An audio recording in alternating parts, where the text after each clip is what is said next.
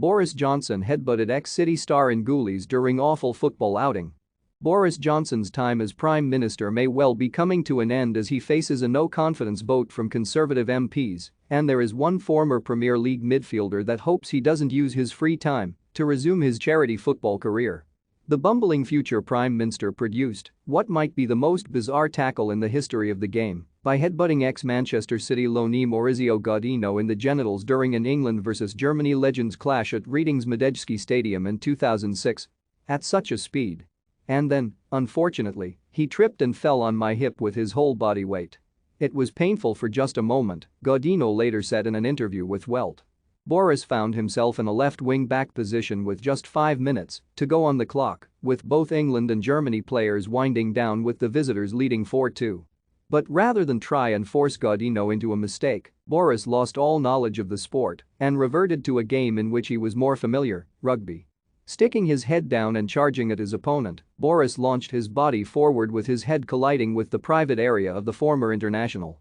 What has been Boris Johnson's biggest blunder? Give us your thoughts in the comments section below. Godinho added, "When you play against footballers, you know what to expect. When you play against someone who doesn't have a football background, these things happen. And then it's difficult to react to it."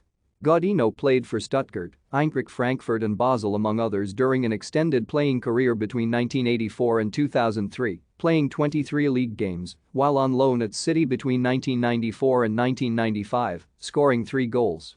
On this occasion, Boris was very aware of his blunder, saying sorry on more than one occasion to his German counterpart in a turn of phrase that might now be harder to come by.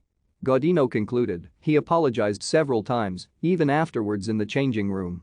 Worryingly, that is not the worst sporting blunder made by the journalist turned MP and later PM, because he shoulder-charged a 10-year-old child while playing touch rugby in Japan 9 years later.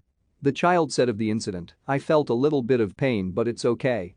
In a later speech given to the British and American Chambers of Commerce, Boris said, "We have just played a game of street rugby with a bunch of kids and I accidentally flattened a 10-year-old on TV unfortunately.